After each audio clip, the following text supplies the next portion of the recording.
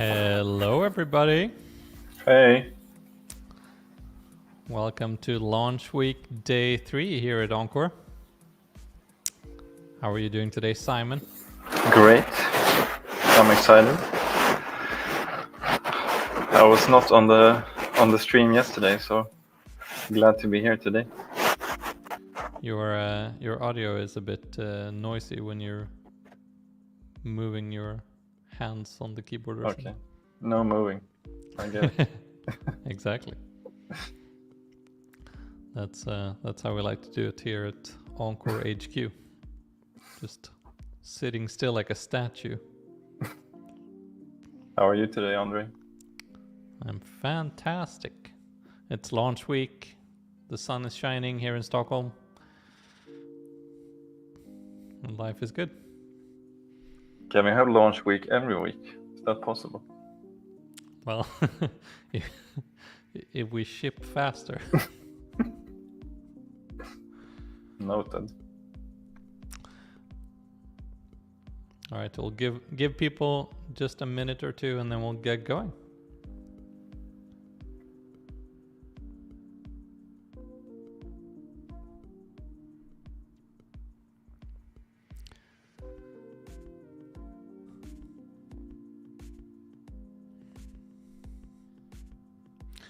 All right, let's kick it off. Launch week day 3.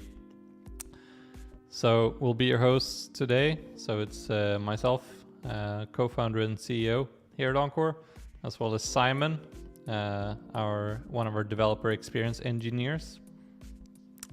And just a recap of the week so far. So we kicked off launch week on Monday with Encore for TypeScript. Then yesterday we had a bit of a community-centric launch where we talked through Encore's open sourcing of more parts of Encore, as well as making Encore much more accessible for self-hosting, as well as new pricing that is much more affordable, especially if you're an early stage startup or building a hobby project. And now it's time for day 3, Wednesday, and we have something very exciting to show you all. So let's jump in. Before we do, just a final reminder, Encore and Golang Insiders Hackathon still going strong. We've gotten lots of great submissions already, but we have basically just under 12 hours to get your submission in. So head over to encore.dev/launchweek and submit your entry before the deadline later this evening. So about 12 hours from when we're airing this. So day 3, something for the database lovers out there. And what are we talking about? We're talking about Neon and Encore. So we've partnered with Neon for providing even more and a much deeper integration for serverless Postgres. This is available now. So what does this mean? Well, it means that for those of you who don't know, Neon is a serverless Postgres provider. And what do we mean by serverless Postgres? Well, fundamentally it means that by decoupling the storage aspects of Postgres from the compute aspects of Postgres, Neon is able to offer a usage-based pricing model where if your database is not actively processing queries, you don't pay for the compute. You only pay for the storage. And this can be really fantastic if you're building anything where you don't have sort of constant traffic, particularly things like internal tools, anything that is sort of not end user facing, or maybe you're doing something where you have spiky workloads that aren't sort of 24/7. So that could be all kinds of use cases, really. starting today, Encore natively supports Neon. We have actually been supporting Neon for quite some time for Encore Cloud, but today we're expanding that to all environments, including using your own Neon account. So this makes for some really interesting use cases.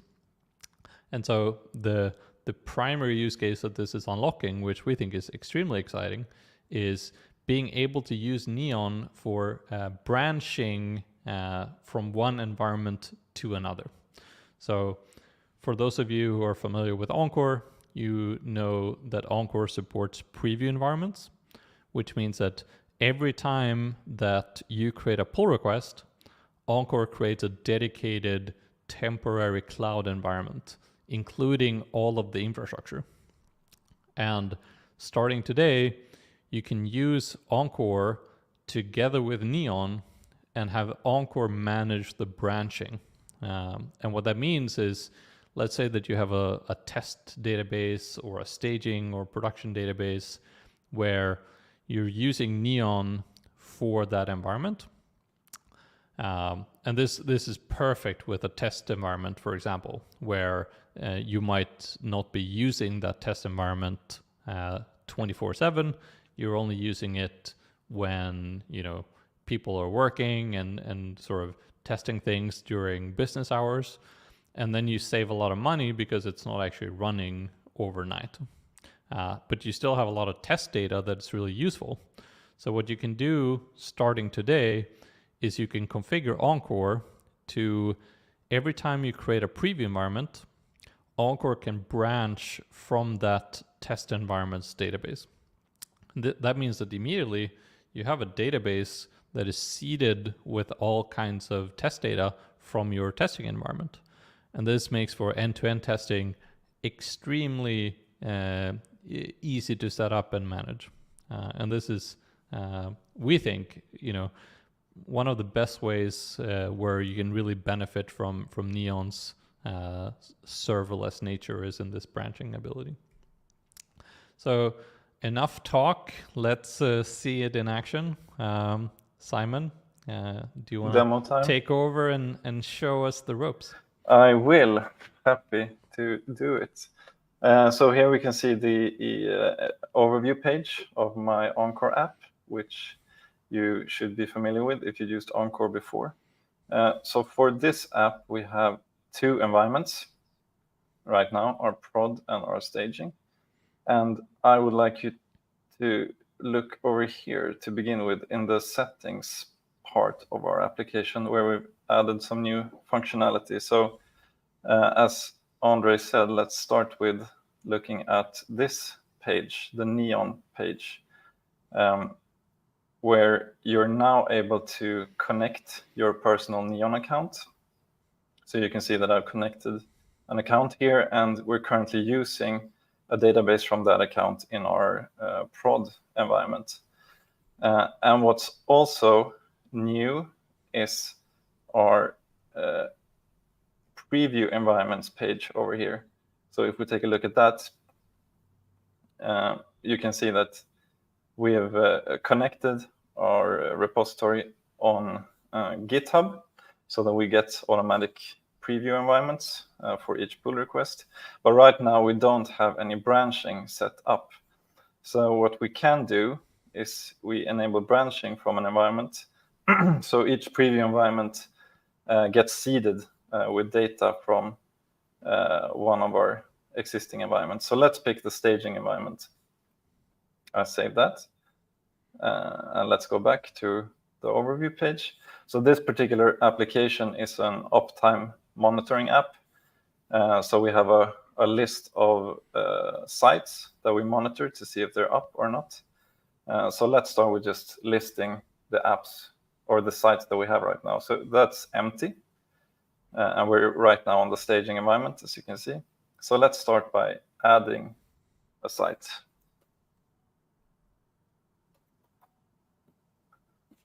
Like so.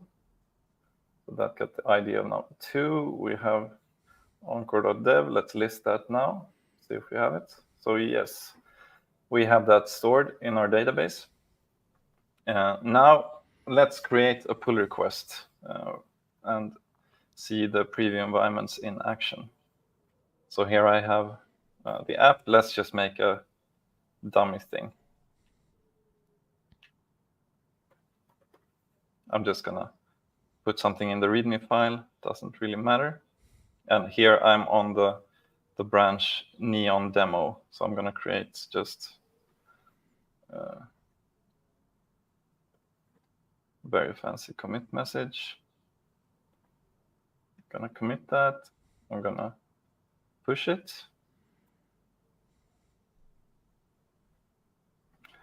Like so. Let's go back. And I have the repo opened here in another tab. So let's create a pull request.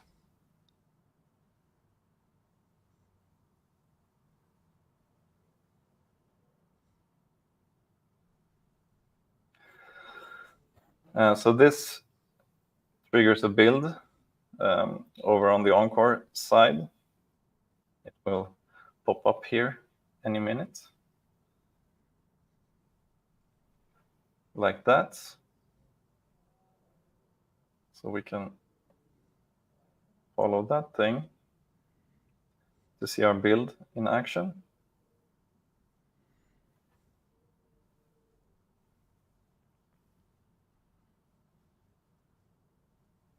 So if we go over here to the deploys page, you can see that it has triggered a deploy for a PR environment that it's named number 2. So that will take about 2 minutes to finish. You can go into it and see what it does. It sets up a bunch of infrastructure. You can see here that it actually sets up the Neon project. We can look at that a bit more in detail later.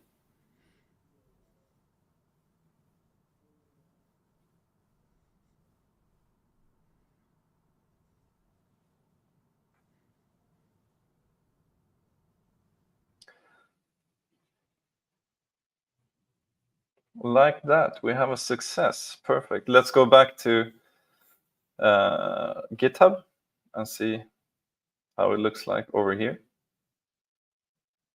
So here you can see that it's annotated the pull request with PR number 2, so that your teammates, when they get this PR, they can just go directly here. So here's the overview page for this PR environment. And now we can go to the infrastructure page for this PR environment. And here we can see that Encore has set up Neon, because Encore uses Neon also behind the scenes. So this is not our personally connected Neon account. I will show you how that looks like later as well, because then you can edit how this functionality works. But now let's go back to the service catalog. And let's switch to PR number 2. So now, because we've set it up in a way that the data should be seeded from the staging environment, let's list the sites. And there you have it. There we have encore.dev. So that is great. I will be a user of this feature myself. So no more scripts for setting up test data in your PR environment. You can just seed it from another environment. What I also want to show you is that we revamped the create environment page. So if you create a new environment now, we can name it. And if you scroll down a bit, you can see that we've added like database options over here. So even for Encore Cloud, which is free, you have database options. So you can either pick Encore Managed if you don't have a connected Neon account. And then you can, as before, you can create a new database for your new environment, or you can branch from an existing environment. So say you want to create a testing environment and you want still the data from the staging environment, that is possible. Or you if you've connected your Neon account, you have a few new options over here. So you can create a new Neon project, and that will be sort of a fresh database if you want that. Or you can branch from an Encore environment, or you can branch from an existing Neon project if you like that, or even import a Neon branch. So if you were to do this for 2 different environments, you would write to the same database for both environments. So that's it. That's what I have for you today. Super excited for this feature, and I really hope you will try it out. Always nice to be able to ship features that users have requested and wanted for quite some time. Amazing. Thank you very much, Simon, for showcasing this amazing functionality. So with that, we'll jump straight into questions. Ask your questions anywhere you're watching the stream, whether that's YouTube, LinkedIn, Twitch, StreamYard. You can also ask us in Discord and we'll answer your questions.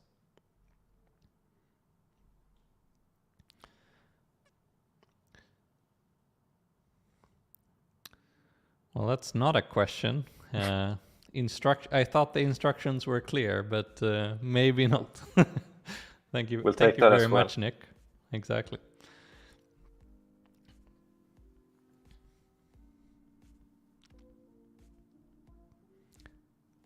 I did get some information that maybe the aggregation isn't working in terms of questions. So do ask us either on StreamYard or on YouTube. Or on Discord. So, Preslaw asks, this is a long one, seeding data for PR environments from staging sounds like it could lead to a lot of flakies as that data will change all the time. What's a best practice you'd recommend to keep a stable database for testing to branch off of? How would you recommend seeding the data in it so that as a test writer, you can know what data you can rely on easily? Well, I think there are 2 parts here. One of the main use cases for preview environments is actually for testing sort of end-to-end functionality. So particularly if you're building an application where you have some sort of front end, whether that's a web application or a mobile application. One thing that we hear from a lot of our users is that PR environments, it can be a bit annoying because every time you create them, they're empty. And to be able to exercise all of the functionality of, say, you're working on something on the front end side or you want to be able to test that, not being able to have useful data in the database means that it can be very difficult to exercise functionality. And so that's one area where you maybe don't care so much about the specific data, but you do care about having data and sort of realistic data. So that's one area where being able to branch from a test environment, let's say, is super useful. What you're describing is maybe more on the sort of writing automated tests. And there, I think the recommendation is still, don't make any expectations that specific data is there for a test. Generate it as part of the test. And then maybe you don't need so much the branching to be able to write automated tests in that way. Another area where branching is super helpful is so that you can exercise the migrations, because when Encore spins up the database, first it will branch and then it will run any migrations that you have defined in the pull request. And being able to have those migrations run in a database that actually has data is quite useful, because it means that you're also testing that workflow.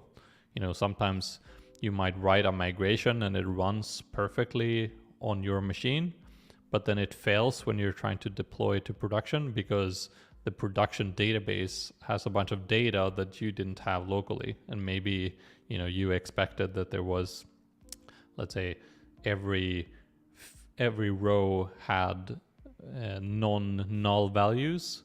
And that was true when you were running locally, but it might not be true in production. So being able to branch off of production or of some other environment means that you'll be able to exercise that more when you're sort of migrating the PR environment database. Anything you want to add to that, Simon? No, not really.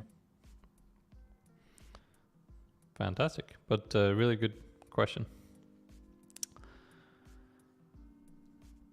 Any more questions? I think the demo you did was so crisp and clear that it's all crystal clear. So Bill Kennedy asks, when is Neon better than using RDS or Cloud SQL? So in my experience using Neon, I think it's lots of different use cases. I mean, for one, this database branching that we've talked about is uniquely enabled by Neon. So that's a reason in and of itself to use Neon together with Encore. When it comes to other use cases, I'd say it depends. Neon tends to be a bit cheaper than both RDS and Cloud SQL. But with that also comes the sort of serverless aspect where you do see sort of cold starts if it's not if it hasn't been used recently, and you can configure how long the sort of idle period needs to be before it spins down, and then when it spins up, it takes, I want to say, around a second or two, and so depending on your use case, that can either be unacceptable or perfectly fine. So that's largely use case specific, but I think the killer feature is really the branching aspects and the workflow that enables. Yeah.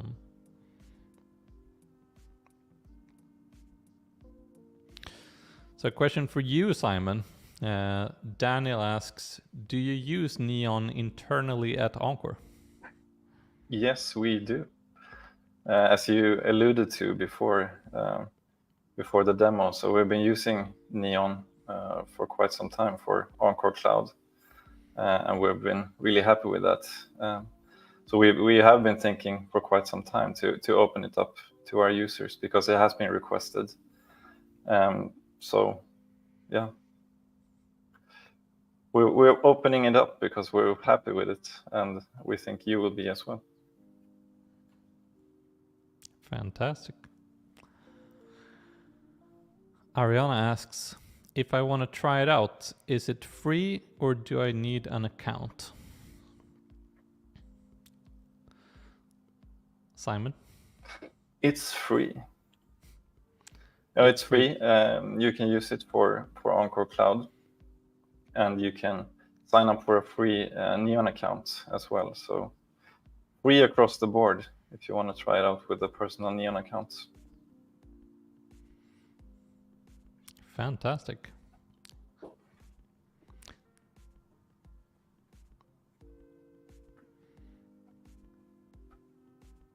Of course, if you use Encore Cloud, we have this sort of built-in hobby usage where you can keep using it as much as you want.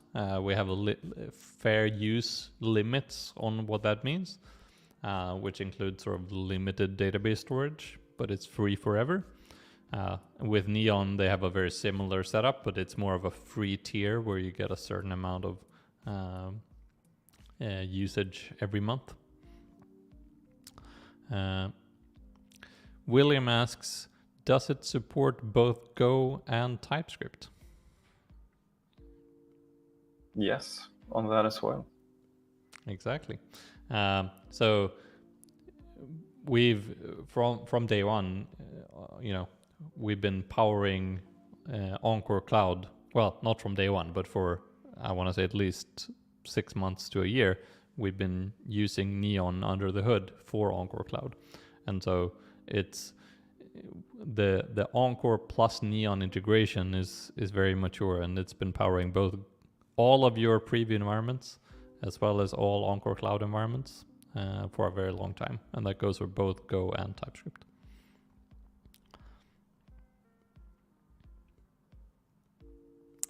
Can you update current environments to Neon? So this is a bit trickier because, as you know, databases contain data. So yes, it's possible, but it does require some manual handiwork to migrate the data. Under the hood, Encore's cloud platform has the ability to use Neon for certain databases. So let's say that you say, I want all new databases to be provisioned with Neon, and keep your existing databases on RDS or Cloud SQL. That's also possible. So you can mix and match. You can migrate to Neon, but that obviously it's fairly intricate in terms of, especially if you want to do something like zero downtime. It's a bit more work, but yes, it's possible. And if you have a use case where you want to do that, then reach out to us and we can support.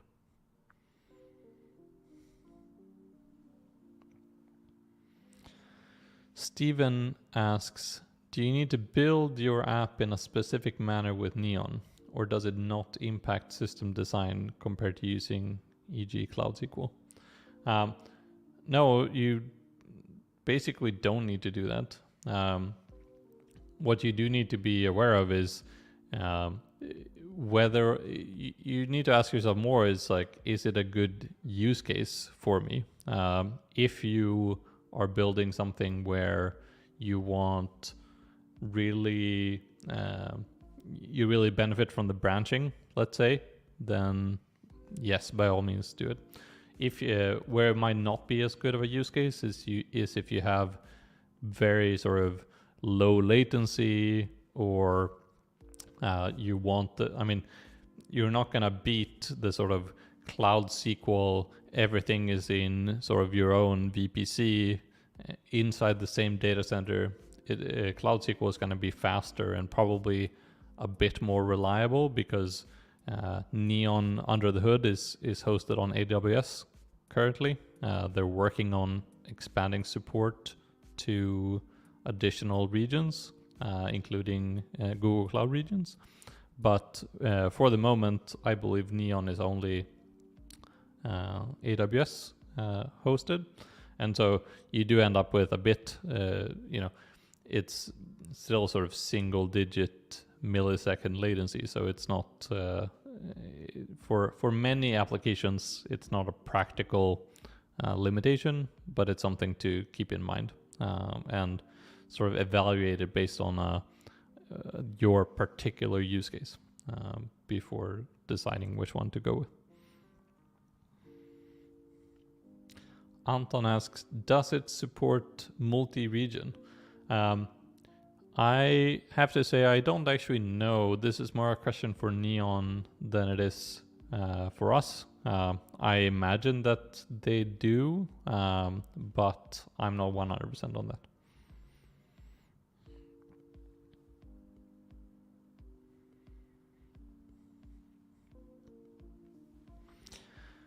Well, that's not a question, but thank you so much, Anton. That's wonderful to hear. I agree. Any final questions before we wrap up today's launch? All right. Well, that's a good note to end it on. So to wrap it all up, thanks so much for coming. This was day 3 of 5. some admin. Tomorrow we're going to have a launch as normal. But unlike today, it's not going to be a live stream. Most of large parts of the world are actually having a day off tomorrow. So tomorrow we'll have a launch. We'll publish everything on our website and social media and everything. So check that out as always. And then we'll be back with a live stream on Friday. Same time, same place. But this time we're going to have a very special guest, Matt Boyle. And we're going to have not only an exciting launch, we're also going to have our Hackathon Awards ceremony. So don't miss out on either of those two launches, but especially the Friday live stream is going to be a banger. So don't forget to tune into that. So with that, thank you so much, everybody, for dialing in. Thanks for the great questions, and happy launch week. And we'll see you tomorrow and on Friday.